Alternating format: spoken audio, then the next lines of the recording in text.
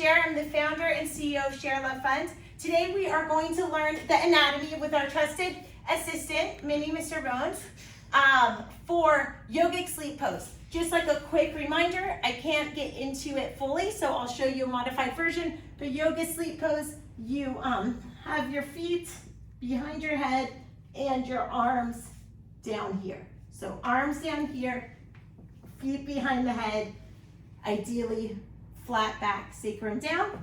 I will give the floor to our resident anatomy expert. We are in Peter Icavella's studio at Presence Wellness in Westport, Connecticut. So thank you for this incredibly beautiful studio, and let us begin.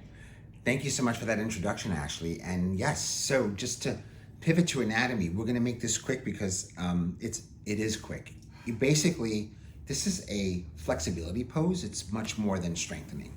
So it's a little bit, it's a lot easier. So as you will see in our previous video prior to this, if they are together, you can look up the cueing and you can look up how to warm up to get into the pose, how to cue the pose, and how to cue yourself out of the pose.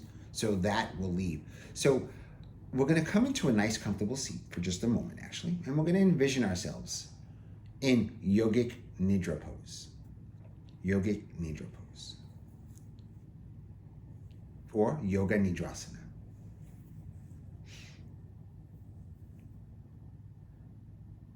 And then from here, I'm going to slowly ask you to come onto your back. And just give yourself a brief moment in your Savasana, see how the spine is feeling, if it's nice and flat. And then plant both feet onto the earth. And then hug your knees to chest. And then when you're ready, have your knees come out towards your armpits. And then your elbows come on the inside of your knees or shins. And then reach for either for your big toe, your feet, or your heels, depending on how much flexibility you want. So here we are in Happy Baby, which is a modified version of Yoganidrasana. Modified version. As Ashley said before, Yoganidrasana gave birth to Happy Baby.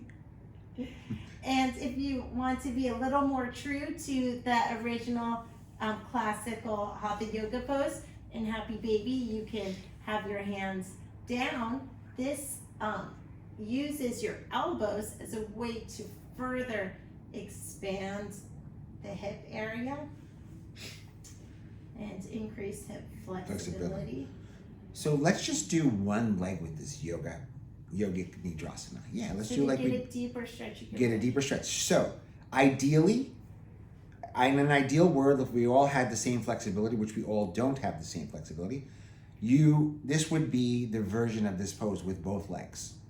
Okay, the only difference with the knees down to the ground, and then the feet behind the head. However, and then the feet behind the head without the head coming up. Yep. So we're just going to do a version of it here that's modified. The Cinderella slipper doesn't fit. Doesn't fit. Yes. So we're just going to do this version here, so that you can see what's going on anatomy-wise. So in Happy Baby, we're stretching inner thighs, groin. We're stretching quads. We're stretching hamstrings, glutes. If you mind, not at all. Okay. Just so in Happy Baby, not everyone knows where that is. We're stretching in Happy Baby. You're doing this essentially. You're stretching hamstrings, quadriceps, you're stretching calf muscles or gastrocs, hamstrings, quadriceps, gastrocs, and you're stretching groin or inner thigh. Sorry, I just touched his inner thighs there. He's way more flexible than I am. So this would be, if he was reclined, this would be the extreme version. Yeah. Right? With his feet behind his head. Oh, good job, Mr. Mini Bones. So that would be the extreme version. So what you're stretching here, also you're stretching the abdominals, the pelvic floor, all right? So you're stretching all of those muscles in the inner part of the thighs. This is great to relieve lower back tension, great to stretch your hamstrings as well, and great to stretch the middle of the back as well. And when you're using the arm variation, the arms, you're stretching your chest, your shoulders, triceps as well. And then you can talk about strengthening, but to me, this is more of a stretch, and it's a forward fold as well. It's part of the forward folds. So let's talk about contraindications. Groin pulls, recent hip surgery, abdominal surgery, recent lower back surgery, any lower back problems, any problems that you might be experiencing in your knees or hip region. So you can just do a modified version of it by having your legs straight if you wanted to as well. That's another modified version of it. Just do this version of it. It doesn't mean you can't do a forward fold. And here in this version, you're really working on lengthening the spine. And hamstrings. And then from here, actually, I'm just going to ask you to plant your feet onto the earth. And then come on over onto your right or left side. Press yourself up into a seated position. So this is the anatomy version of the video. It's a very short because as you'll see in other videos, a lot of the anatomy cues repeat themselves. Namaste. Namaste.